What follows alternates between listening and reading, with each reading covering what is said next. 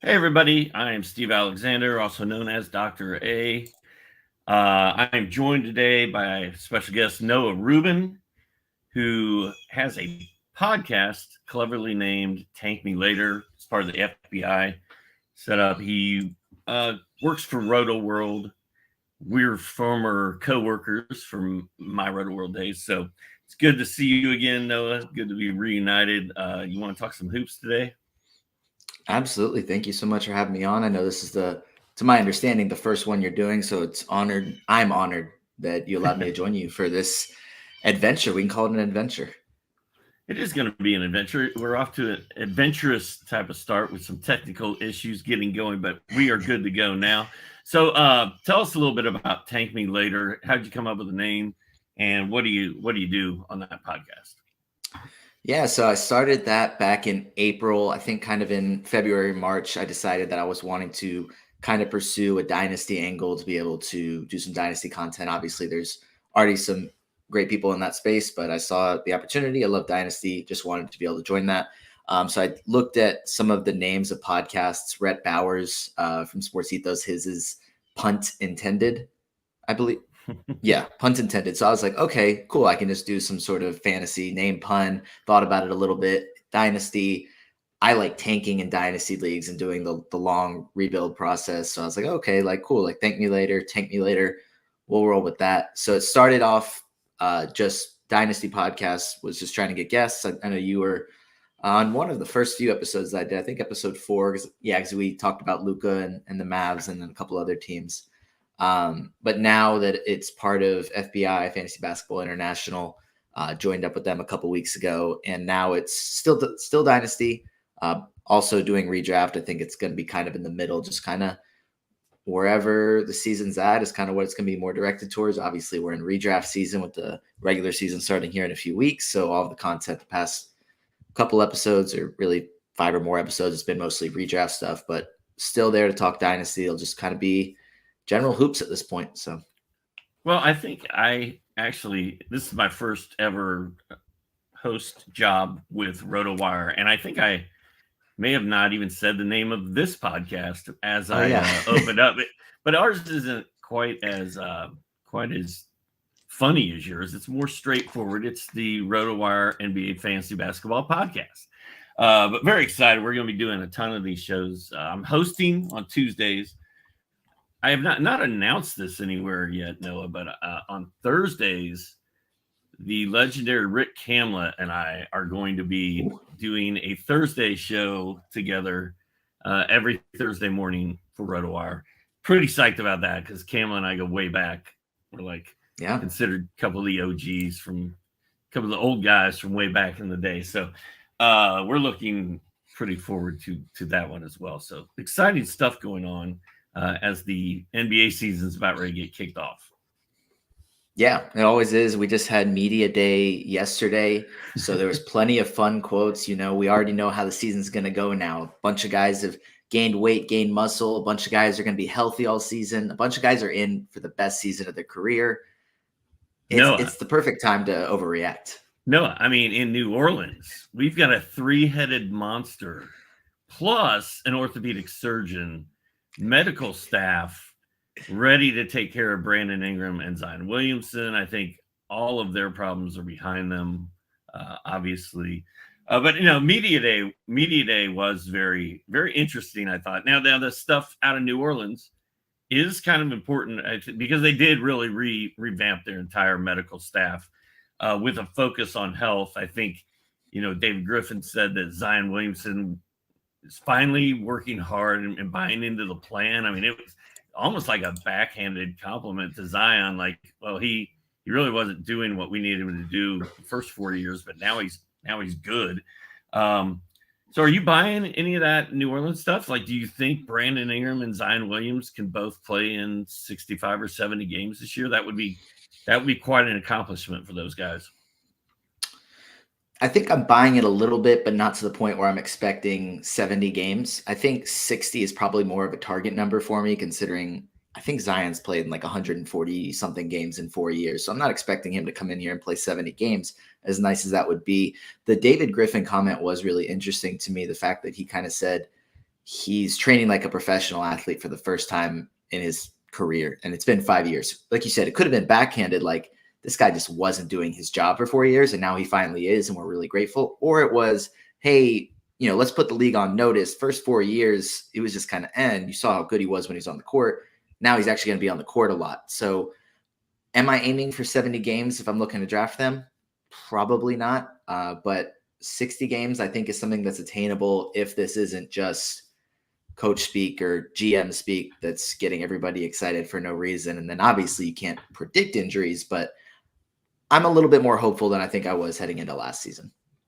Interesting. I'm probably not messing with Zion. I'm probably not messing with Brandon Ingram. That was another thing about the David Griffin comment is he was like, we have professionals here like Brandon Ingram and they know what it takes and the work they have to put in. I'm like, that dude is the poster man for guys who miss games. He plays like 45 games a year. So very interesting times there in New Orleans. I'm probably not messing with either guy in redraft leagues. I got burned by Zion real bad in 30 deep 1 year. Not really feeling like I want to go back there again. And then Jimmy Butler he's sort of like he's become the face of media day at this point, just because his look was so different and so interesting. And then his comments, I'm emo now, touched with my emotional side, whatever. He had a little Rodman vibe going, I thought. Yeah, he was very sassy with some of his comments, and obviously with the look. It was just fun to see. It was refreshing because, like you said, like we've said, all the quotes that come out, you're trying to phase through them, kind of figure out what's real, what's not. But just to see something like that's just fun. And obviously, he posted after the Dame trade saying, hey, NBA needs to look into that. There was tampering there. It seemed like he was being kind of emotional. So maybe he was just playing on that, saying, oh, I'm emo, I'm emotional. But then when asked about it, he said, yeah, we're going to go back to the finals. We're going to win this time. We're going to beat Dame and Giannis in the Bucks. We're not worried about anybody. And just the character of Jimmy Butler just makes media day worth it. I'm even more excited for next year because I don't know how you top what he did this year. It would take quite the performance for him to top that.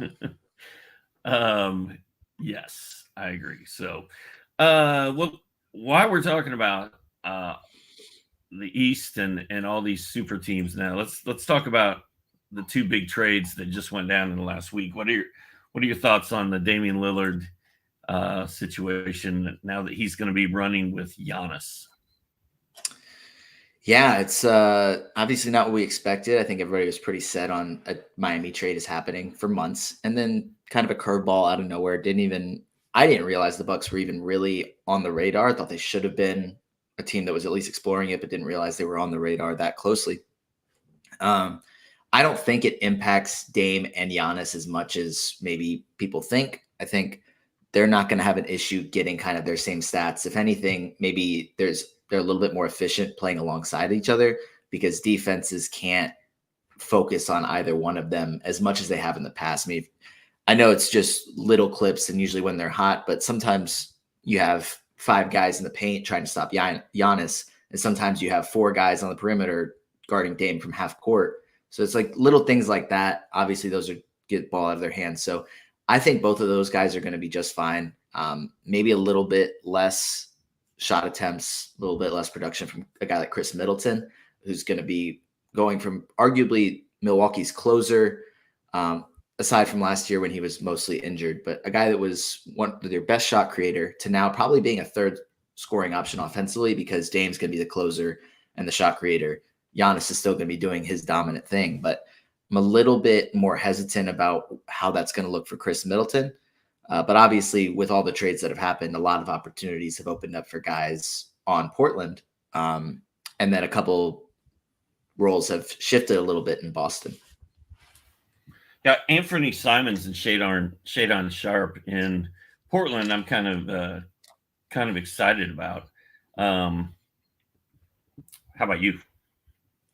Yeah, definitely. I really liked Anthony Simons over the last couple of years, and now he's finally going to get the opportunity to maybe be their number one scoring option, number one, number two. I think that Portland team is going to be competing for a play-in spot. It's going to be kind of like how the Jazz were this past season, where they're significantly better than everybody thinks. And then they're kind of, maybe in the playoff hunt, play-in hunt at the trade deadline, probably move on from a couple guys. They probably still even have more talent than the Jazz had after the trade deadline this season, because the only guy they're probably going to move off of is Brogdon, maybe Jeremy Grant. So they're still going to have Scoot, Simons, Sharp, Ayton, Robert Williams. So I think that's a better team than a lot of people expect, but it's also going to be a fantasy goldmine. You mentioned Sharp, you mentioned Anthony Simons. Scoot's going to have a lot of opportunities as a rookie. I'm a little bit more hesitant about DeAndre Ayton now that Robert Williams is there. That minute split is going to be interesting because they're not a too big combo that you're probably going to play together all that much. Whereas in Boston, Robert Williams was able to play alongside Al Horford because of Horford's ability to switch defensively and hit perimeter shots. Robert Williams is more down low. DeAndre Ayton's just not giving him that. So a lot of fantasy opportunity coming out of Portland now. But I think Ayton is a little bit limited after that second deal. Yeah, and then the whole Robert Williams thing is interesting because he's always so injured. And now they have Robert Williams and DeAndre Ayton. So I think it's a good thing that they've got both of those guys. And then Jeremy Grant, you think he's an afterthought at this point? I don't think so. I think he's going to be a big part of the offense for the first 3.5 months until the trade deadline, and then he's gone. There's no way he's a Portland Trailblazer after the trade deadline. There's already been reports that they're looking to move him as soon as he's eligible to be traded, which I believe is in January after the extension that he signed. So he could get traded a couple weeks before the deadline, but I'd say definitely by the deadline he's out of there, which would open up even more shot opportunities for Scoot, Simons, and Sharp. No, have you poured one out for Derek White yet? Multiple. Boston? That was devastating getting that trade news, because I've been I feel like you and I were for months. I feel like you and I were the two Derek White guys. It's like I've been fired up about him. I know you've been fired up about him. Boston really didn't have a point guard. They got rid of Marcus Smart, sent him to Memphis.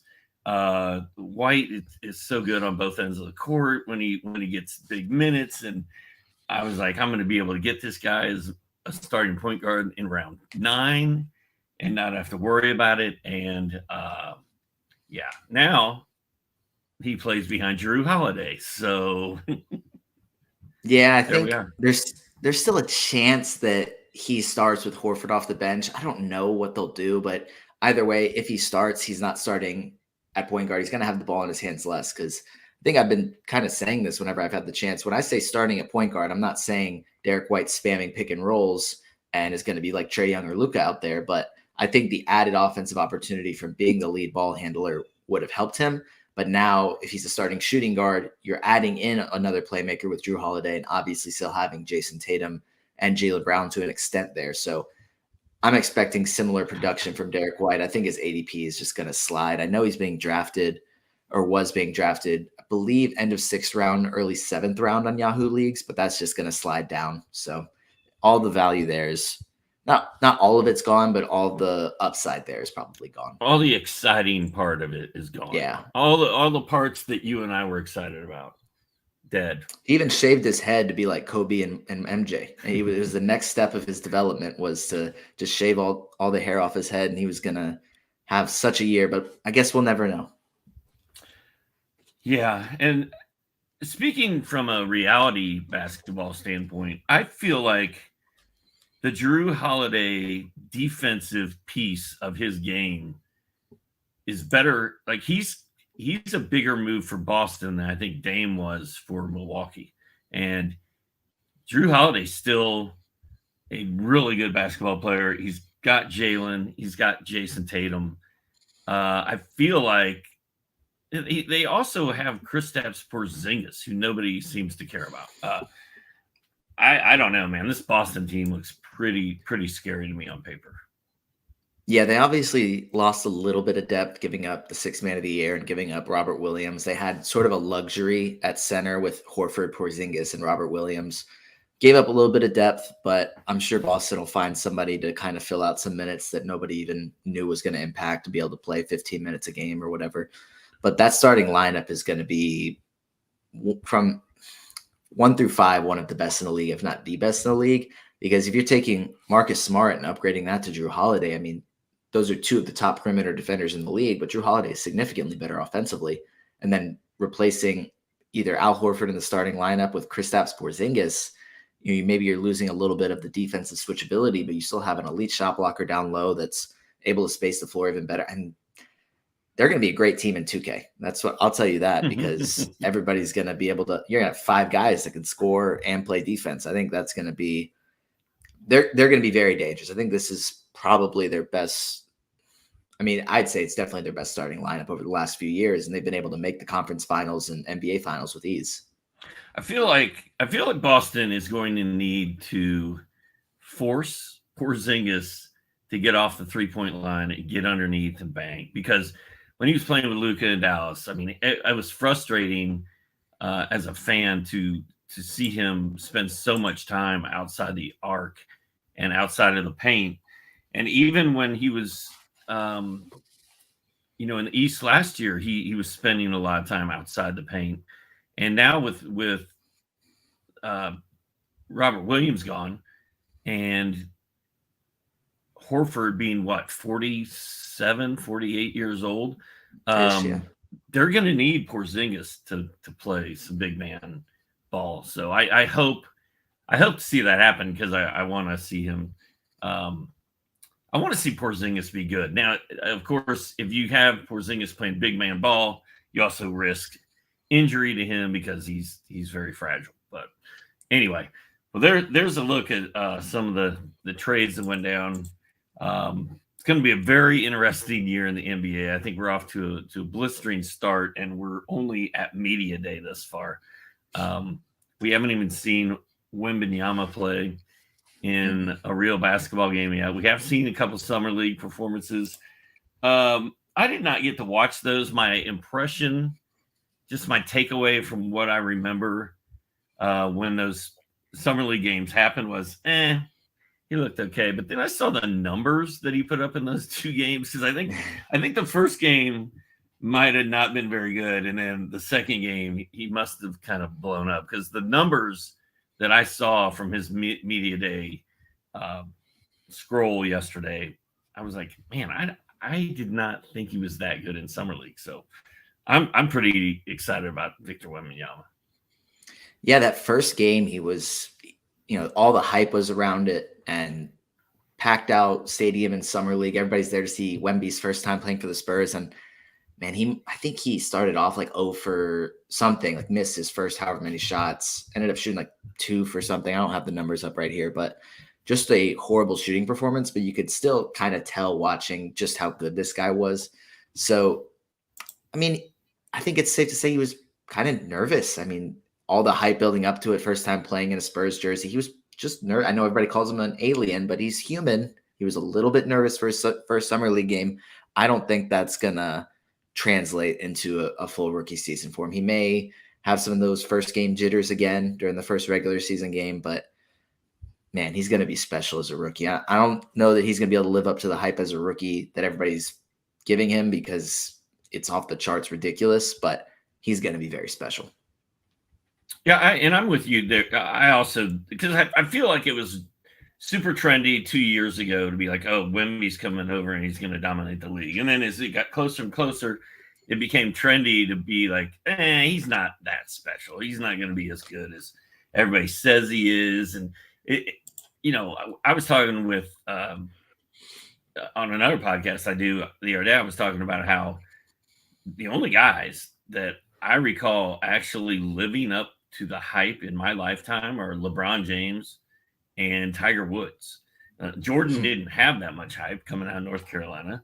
Kobe didn't have near the hype, but LeBron was on the cover of Sports Illustrated. And Tiger Woods, you were hearing about him since he was 4 years old, and both of those guys actually lived up to it. It's hard to do that, but I think Wembanyama's going to be able to pull it off. And I like how Pop said yesterday, this isn't his first rodeo. He's obviously used to having the focus be on him, and he's going to be fine. I just hope Pop doesn't pop him. I hope Pop lets him play every game. But that is a concern I have. Like Pop may be like, yep, you're going to rest one day a week. So, but I hope it doesn't happen.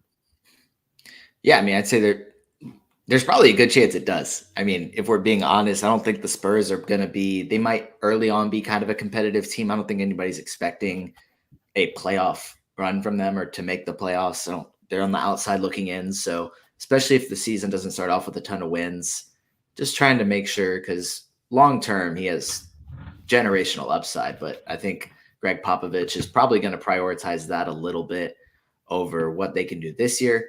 But they have a nice young core there, and there really isn't a better spot for him to have landed for his long-term development. I think this was ideal. Pop has done it with David Robinson, did it with Tim Duncan. I mean, he's basically a lock to be a generational big man. And I don't like making guarantees like that, but it's pretty much a lock. I agree. All right. So let's transition into my guys, but this time it's going to be your guys. I write a column. I've been doing it for, I don't know, 5 or 8 years. I don't know how many, but it's just called My Guys. And it's basically my guys that I like to draft. Probably about 8 years ago, I gave up traditional fantasy hoops drafting and simply went into every draft with a mission of getting all my guys. And usually that would require me to reach about a round, sometimes even further in front of where a player would traditionally be taken, just to make sure I got them all. And it became like a little game within the game for myself to see how many of my guys I could actually get, and how, without it looking completely ridiculous, that I'm taking CJ McCollum in whatever round. But generally, I think I feel pretty good. I mean, most of my teams are competitive. Most of my teams are there at the end. Injuries play so much into fantasy hoops these days that you can't win all the time. But I feel like my reaching for guys strategy has actually not been terrible. But it does generate a lot of fun banter in draft rooms. Like, what are you doing? And I remember one time at our NBC big draft, we did it every year. One of the people that was in the league with us, I can't think of her name. She was like, boy, Steve's draft is just really, really interesting. And like totally calling me out and dogging me, but I beat her both times. We played and finished higher in the standings. So it was personal. Those matchups meant a little bit more. You guys got up for those games. Very, very personal, Noah. Anyway, I've got a list of my guys pulled up. Most people probably know who those are if you know who I am. But who are some of your guys?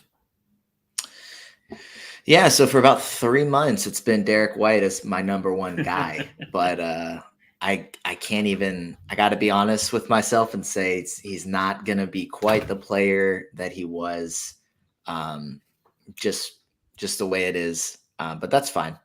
I think one of the guys, probably the earliest guy that I could draft that is quote unquote my guy, is Trey Young. Slightly biased as being a Hawks fan, but also just the fact that Quinn Snyder's there now. It's not Nate McMillan trying to make the offense run like the 90s. He's actually, like, Quinn Snyder's going to run a modern day offense. Trey Young struggled a bit last year because of a low field goal percentage and not hitting many threes, but I think both of those are going to go back to what they were the year before when he was a first round value with Quinn Snyder there. I think Quinn Snyder does more for this Hawks team than a lot of other moves they could have made, just because since Trey Young has been there, their coaches have been, it's been Lloyd Pierce and it's been Nate McMillan. Lloyd Pierce is a great player development assistant coach, just wasn't able to do great in his first head coaching stint. And Nate McMillan has a reputation of being an old school coach, and it just didn't fit well. But I think having Quinn Snyder there, I'm all in on Trey Young this year. I'm taking him where I can in the second round. I'm not ambitious enough to probably take him. Maybe if I pick 11 or 12, I would take him in the first round. But with the way most draft go, I'll probably be getting him in the second round, but I'm going to make sure I get him. Well, it was a weird season for Trey last year. And, you and I both live in, ironically, we spent a lot of time in the exact same small town in Georgia, which is how we ended up together at Roto World. But, the sports radio talk about Trey last year was pretty rough. Like, yeah, the word trade was thrown around like every day. He wasn't getting along with Nate. His teammates don't like him. Him and DeJounte experiment didn't really work as well as we thought it would. So I am not all in on Trey. Trey is not really one of my guys, but I do hope that Trey and DeJounte figure it out and that the Hawks become more relevant this year, because it's no fun being a mediocre NBA team and getting a mediocre draft pick every year and then having to start over. I'm more of a DeJounte guy than a Trey guy at this point. But no, let me take a quick pause here and give you some information from Underdog. Underdog Fantasy is the #1 platform for best ball leagues, including fantasy basketball. Underdog's featured best ball tournament for the upcoming NBA season has $500,000 in total prizes. If you haven't tried Underdog yet, new Underdog users receive a first-time deposit bonus up to $100 and a free 6-month subscription to RotoWire with promo code R-W-N-F-L. That's promo code RWNFL. That stands for RotoWire NFL. Just put some dashes in between all those letters. Visit UnderdogFantasy.com or download the Underdog app today and use promo code RWNFL to claim your free RotoWire subscription and deposit bonus. Noah, who is another one of your guys? Yes, another one of my guys.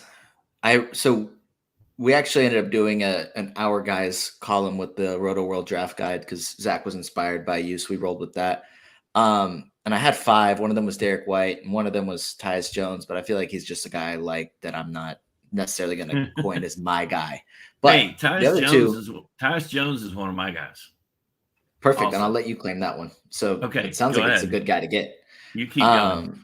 Yeah, so the other 2 guys I feel definitely more comfortable with saying they're my guys. One of them is Andrew Wiggins, who I know because I think I was talking with B-Dub on a podcast from FBI, and I was saying, yeah, Andrew Wiggins, after being really good in the finals, he came into last season saying, I want to win or be on an all defensive team, continue to be an improved rebounder.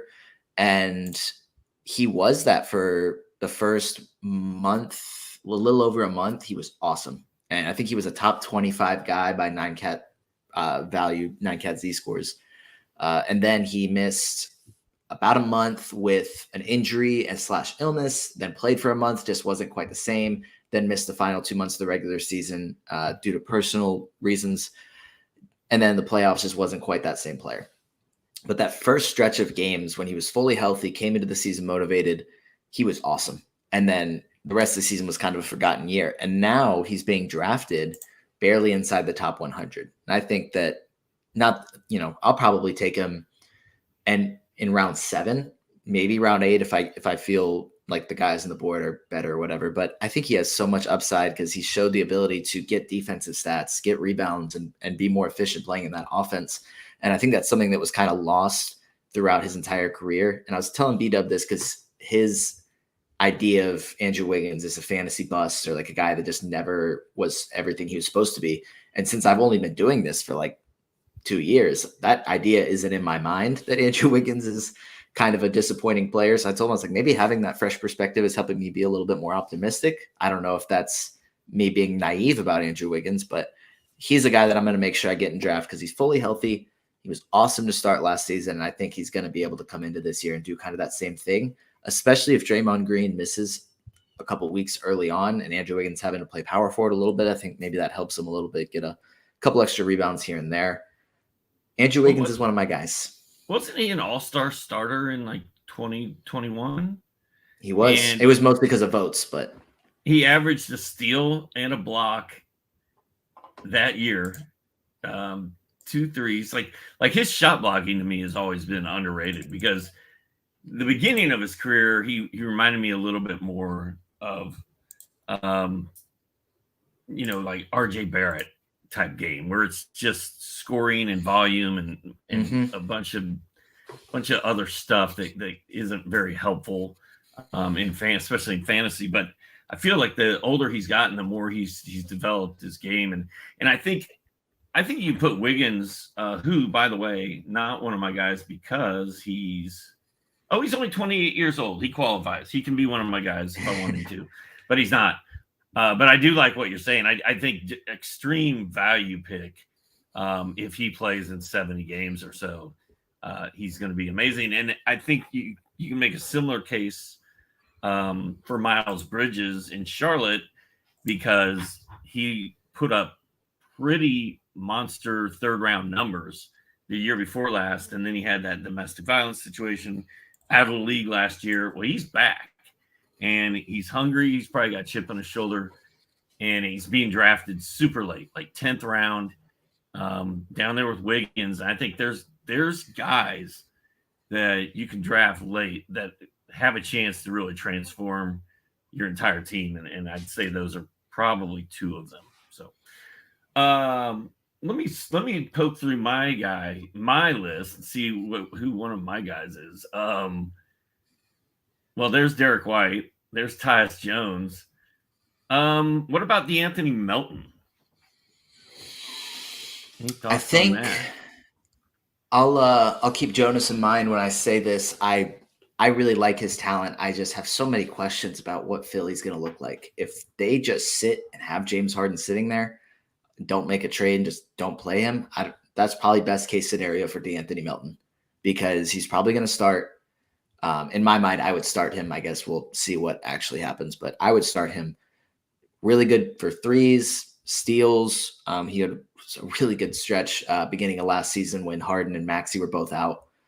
I think he's going to be a really good value, but it all depends on what Philly does with James Harden because if they make a deal and are able to bring in another talented player, like say, I don't know if this is something that's even talked about or remotely close to what could happen, but if they trade Harden to Miami, bring back Tyler Hero, and now they have Tyrese Maxey, Tyler Hero starting, that probably limits Melton a little bit for me. But if Harden's sitting there and not playing, then ideal scenario for DeAnthony Melton, I'd love to have him on my team. But a lot of the other scenarios that could happen with James Harden just kind of make me shy away from him a little bit, even if he is awesome for fantasy when he's on the court. Yeah, that's the key to Melton. Melton, even if Melton is in a reserve role and not playing very many minutes, he's going to put up fantasy numbers because he arguably has one of the most fantasy-friendly games in the entire league. Like you said, if Harden gets traded and they bring over another guard, that should probably mess with both DeAnthony Melton and Tyrese Maxey. Like you said, if James Harden is sitting there at home eating bonbons and watching the Sixers play on TV and just sits the year out, which I don't know if that's going to happen or not, but if that happens, I think Maxey and Melton both become monsters that you can get in the 5th or 6th round, and that could be really, really good. So there are tons of questions in Philly. James Harden was not at media day. No one expected James Harden to be at media day. He called Daryl Morey a liar, said he'd never play for a franchise he's involved in. Morey initially said, well, I'm not moving this guy, but now he is talking about moving him. Although talks with Clippers have broken down, so anybody's guess what's going to happen there. We're at what, 35 minutes. We got time for one more of Noah's guys. Let's see who we got. Yeah, the other guy is Zack Collins, who is going to start at center alongside Victor Wembanyama.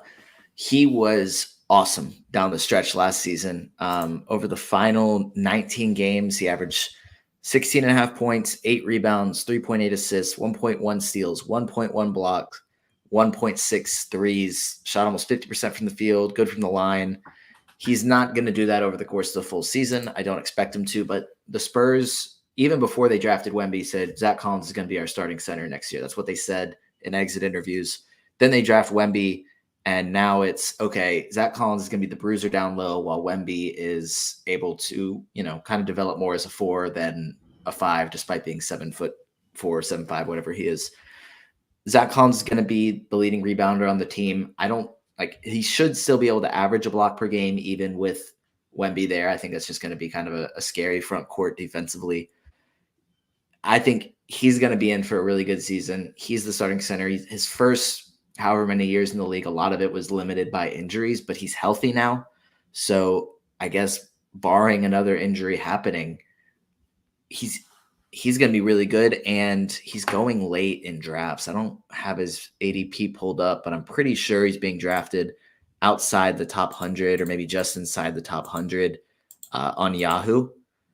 And I think that's going to end up looking like, yes. Okay. So 119, 120, that's kind of where he's going in Yahoo. End of the 10th round. And you're getting a guy that was a 4th rounder over the final 2 months of last season. I think that's just so much upside there.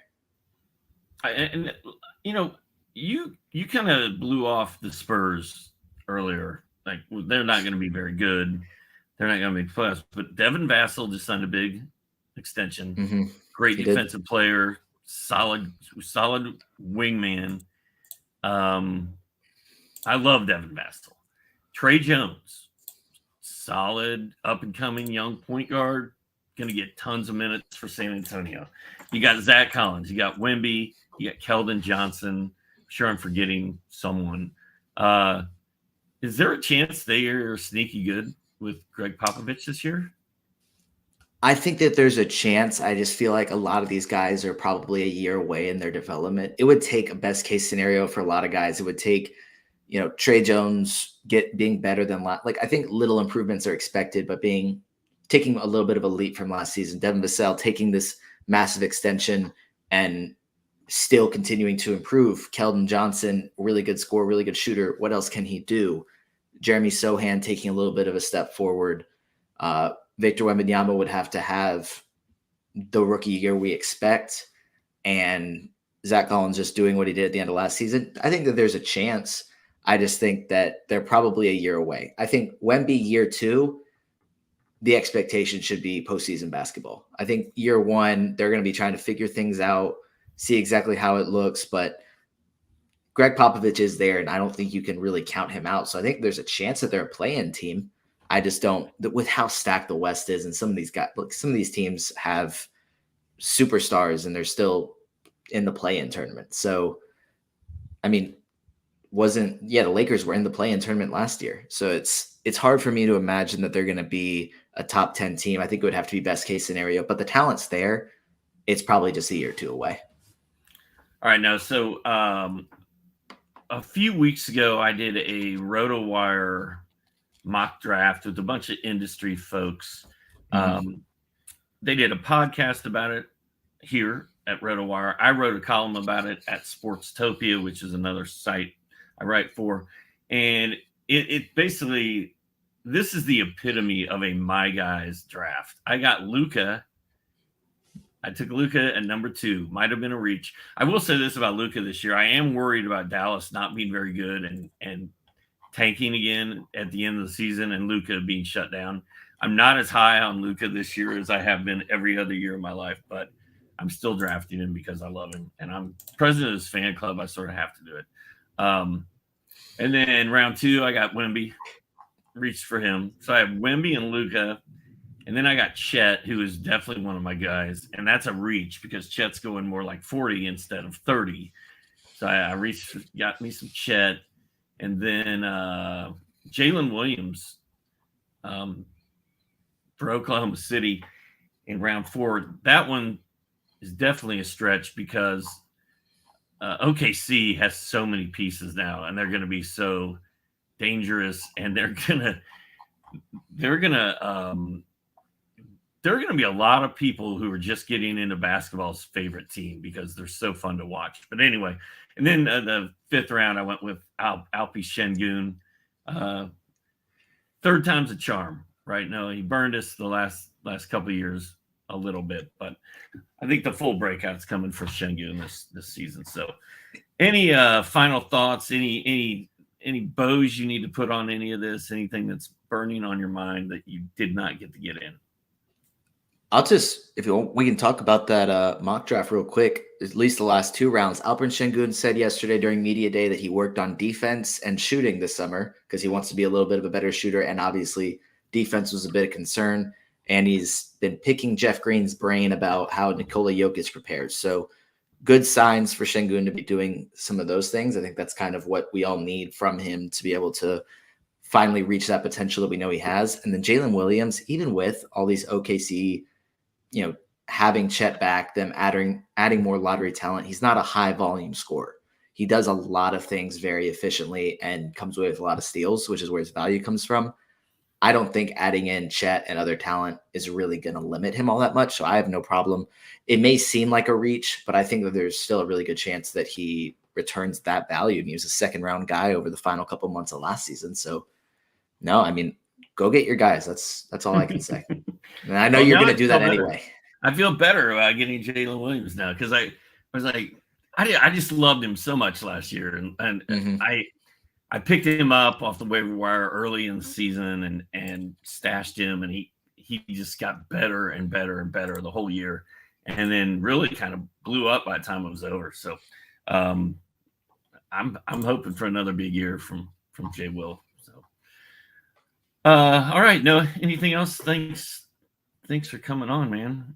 Yeah, I don't have anything else to add, but I really appreciate you allowing me to join you for this. All right, well, this was my first ever hosting of the RotoWire Fantasy Basketball Podcast. I'll be back on Thursday with special guest Rick Kama. He's not a special guest; he's my permanent guest, and I don't even know who's hosting that show. It could be me, it could be Rick. It's a co-host thing. It's a show, Noah. I guess it's a show. So we're going to be back on Thursday with that. And there's also RotoWire Basketball Podcast the rest of the week, Monday through Friday right now. So sit back, enjoy, and let's get ready for a great hoop season. Thank you all for watching, and I'll see you on Thursday. Noah, thanks. Thanks, Doc.